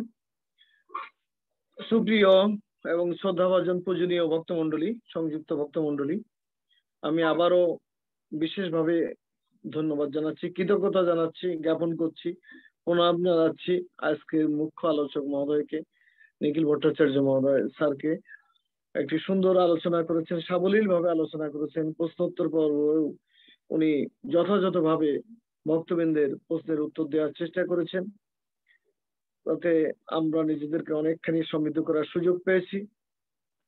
আমাদের নিয়মিত আসরে এই ধর্মসভাটি যারা পরিচালনা করেন, কানু বাসফোর্ড সঞ্চালকের দায়িত্ব পালন করেন, সমীর, মদন চক্রবর্তী সহ মন্দির ভিত্তিক শিশু ও গণশিক্ষা কার্যক্রম প্রকল্পের সকল কর্মকর্তাবৃন্দ এবং শিক্ষকবৃন্দ যারা সংযুক্ত থাকেন, এর বাইরেও যারা রয়েছেন সবাইকে আমি নিয়মিতভাবে ধর্মসভায় যোগদানের জন্য, সংযুক্ত থেকে আলোচনা শোনার জন্য, জানার আগ্রহ প্রকাশ করার জন্য আমি হিন্দু ধর্মীয় কল্যাণ ট্রাস্টের পক্ষ থেকে আন্তরিক ধন্যবাদ জানাচ্ছি এবং কৃতজ্ঞতা জ্ঞাপন করছি। এবং যারা সংযুক্ত হয়েছেন, আমাদের সাবেক প্রকল্প পরিচালক শ্রী রঞ্জিত কুমার দাস, মুক্তিযুদ্ধ বিষয়ক মন্ত্রণালয়ের ভারপ্রাপ্ত সচিব সহ যে সমস্ত গুণীজন সংযুক্ত হয়েছেন, ভক্তবৃন্দ সংযুক্ত হয়েছেন, সবাইকে আবারও হিন্দু ধর্মীয় কল্যাণ ট্রাস্টের পক্ষ থেকে অভিনন্দন এবং আন্তরিক কৃতজ্ঞতা জ্ঞাপন করে আমি আমার কথা বলা শেষ করছি। সবাইকে ধন্যবাদ, শুভরাত্রি, নমস্কার। ধন্যবাদ স্যার। যদি আমাদের সাবেক PD sir Ranjit Kumar Das sir, sir যদি আমাকে শুনতে পান স্যার, যদি একটু রেসপন্স করতেন স্যার।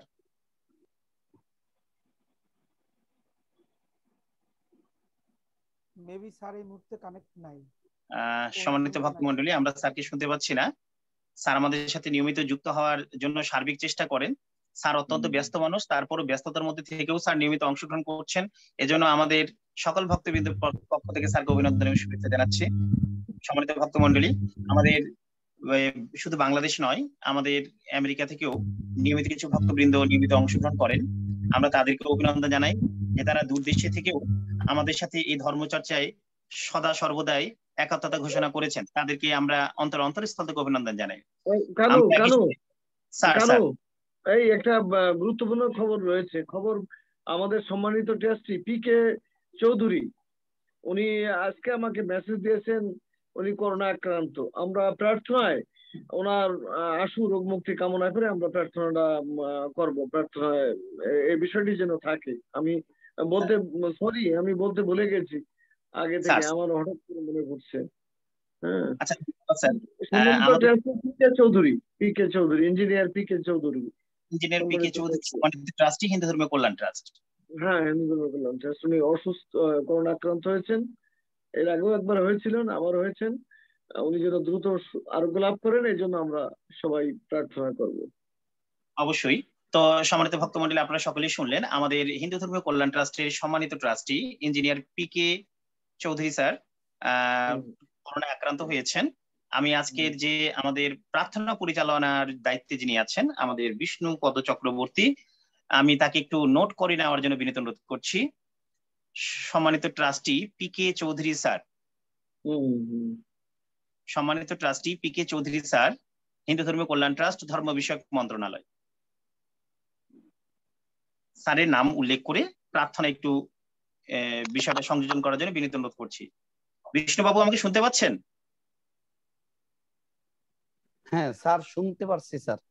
আচ্ছা, আপনি একটু নোট ডাউন করে নেন।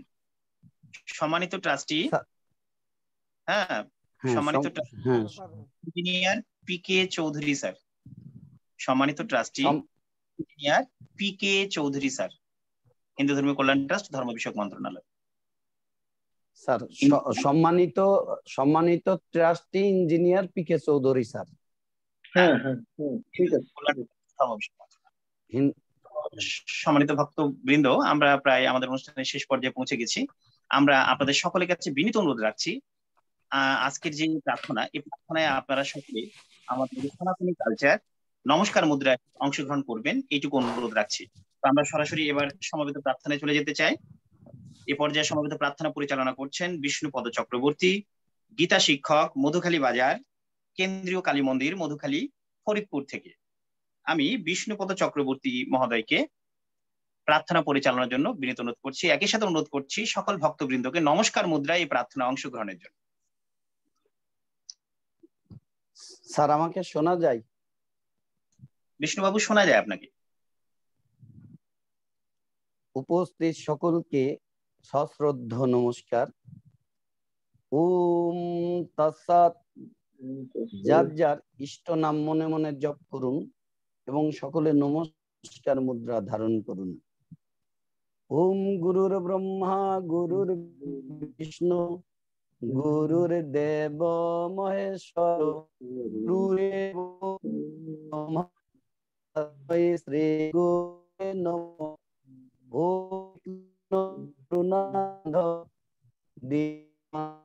জগৎ পথ গোপেশ গোপিকা কান্ত রাধা কান্ত নমস্তুতে। দেদীপ্য ব্রহ্ম জগৎ ঈশ্বরাচার্য দ্রষ্টা পুরুষ ঋষি হৃদয়ে দীপ্তিমান দেবতা সর্বপ্রাণ পোষণ প্রদবায়ু স্থায়িত্ব বিনাশ মৃত্যু সর্বপরিব্যাপ্ত বিষ্ণু জ্ঞান প্রদায়ক অগ্নি এবং সর্বদেবময় সদ্গুরুকে প্রলীন প্রণিপাতে নমস্কার ও প্রণাম করছি। ওম সতমা সদ্গময় তমস মা জ্যোতির্গময় মিত্র্যর্মা অমৃতম গময় আবির আবির্ময়ে ধী। হে সপ্রকাশ ব্রহ্ম, আমরা সমবেত ভাবে তোমাকে প্রণাম জানাই। ধর্ম নৈতিকতা শিক্ষার উদ্দেশ্যে আমরা যে যাত্রা শুরু করেছি তুমি তা সফল করো। তুমি আমাদের হৃদয়কে জ্ঞানের আলোয় পরিপূর্ণরূপে আলোকিত করো।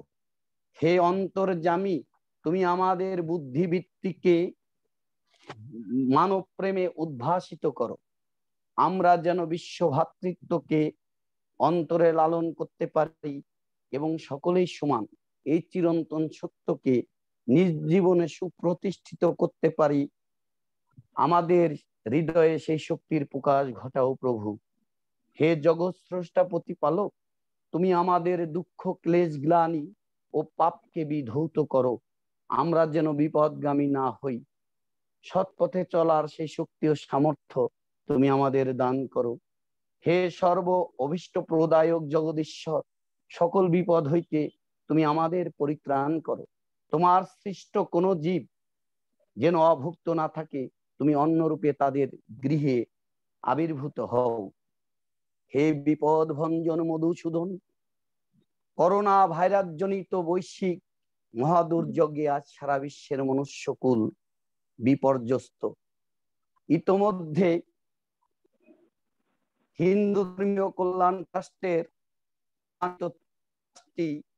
পি.কে. চৌধুরী আমাদের করোনায় আক্রান্ত হয়ে দুঃখময় জীবনযাপন করছে। হে পরম করুণাময়, তোমার দুয়ারে প্রার্থনা করি তুমি আমাদের সম্মানিত ট্রাস্টি ইঞ্জিনিয়ার পি.কে. চৌধুরী স্যারকে দ্রুত সুস্থতা দান করো এবং তিনি যেন স্বাভাবিক হয়ে আবার আমাদের মাঝে ফিরে আসতে পারে। পরম করুণাময়ের কাছে তোমার দুয়ারেই প্রার্থনাই করি। হে জগৎ পিতা, সিলেট, সুনামগঞ্জ সহ বাংলাদেশের নানা অঞ্চলে যারা ভয়াল বন্যার কবলে প্লাবিত হয়ে দুঃখ দুর্দশার সাথে লড়াই করে কষ্টকর জীবনযাপন করছে, তুমি তাদের দুঃখ কষ্ট লাঘব করো। হে জগৎ পিতা, গণতন্ত্রের মানুষ কন্যা জননেত্রী শেখ হাসিনা গত 25শে জুন আমাদের স্বপ্নের সেতু পদ্মা সেতু উদ্বোধন করেছেন। সেই সেতু দিয়ে যাতে মানুষ নির্বিঘ্নে চলাফেরা করতে পারে এবং আর যাতে প্রাণ হানি না হয়, তোমার কৃপার পরশবিন্দু যেন সমগ্র বাঙালি জাতির হৃদয়ে ধ্রুব তারার মতো উদ্ভাসিত হয়। হে জগৎ পিতা, জননী, মানবতার জননী শেখ হাসিনাকে দীর্ঘ ও নিরোগ দেহ দান করো। তুমি তাকে সর্বাঙ্গীন কৃপা বর্ষণ করো। হে দীনবন্ধু, আজ এই প্রার্থনায় অংশগ্রহণকারী উপস্থিত সকল পর্যায়ের ব্যক্তিবর্গ সহ বিশ্বের সকলকে সকল প্রকার রোগ শোক থেকে পরিত্রাণ করে তুমি তাদেরকে মঙ্গলময় জীবন কৃপা করো। হে প্রভু, তুমি আমাদের এই ভক্তিপূর্ণ প্রার্থনা গ্রহণ করো। ওম সর্বেষাং মঙ্গলং ভুয়াৎ, সর্বে সন্তু নিরাময়া, সর্বে ভদ্রাণি পশ্যন্তু, মা কচ্চিৎ দুঃখ ভাগ ভবেৎ। সকলের মঙ্গল হোক, সকলে নিরাময় হোক, সকলে সকলকে উত্তম বন্ধু রূপে দর্শন করুক, কেহ যেন দুঃখ ভোগী না হয়। ওম শান্তি, ওম শান্তি, ওম শান্তি। বিশ্বের সকলের শান্তি হোক। উপস্থিত সকল ধন্যবাদ বিষ্ণুপদ চক্রবর্তীকে মঙ্গল প্রার্থনা পাঠ করার জন্য। সম্মানিত ভক্তমণ্ডলী, যেখানে মানবতার ঠাঁই নেই, যেখানে মানবতার নিষ্পেষিত, সেখানে অধর্ম। আর যেখানে মানবতার জয় জয়কার, যেখানে সত্যের জয় জয়কার, সেখানে আসুন উঁচু নিচু ভেদ ভাব, ছোট বড় সবকিছুকে বাদ দিয়ে মানবতা ধর্মে দীক্ষিত হয়ে সনাতনের সঠিক সত্যকে খোঁজার চেষ্টা করি। সঠিক সত্যের মাধ্যমে আমরা ঈশ্বরকে জানার চেষ্টা করি। আসুন আমরা আমাদের পবিত্র ধর্মীয় গ্রন্থ যেগুলো রয়েছে সেগুলো নিয়মিত চর্চা করি। আমরা নিয়মিত ধর্মসভার মাধ্যমেও নিজেকে পরিপূর্ণরূপে জ্ঞানের সাগরে আমরা যাতে নিমজ্জিত হতে পারি। সম্মানিত ভক্তমণ্ডলী, আমাদের আজকের অনুষ্ঠান এখানেই আমরা সভাপতি মহোদয়ের অনুমতিক্রমে এখানে ইতি ঘোষণা করব। সকলে ভালো থাকবেন, সুস্থ থাকবেন। আগামী ধর্মসভা আবারও রাত্রি 8টা থেকে 9:30।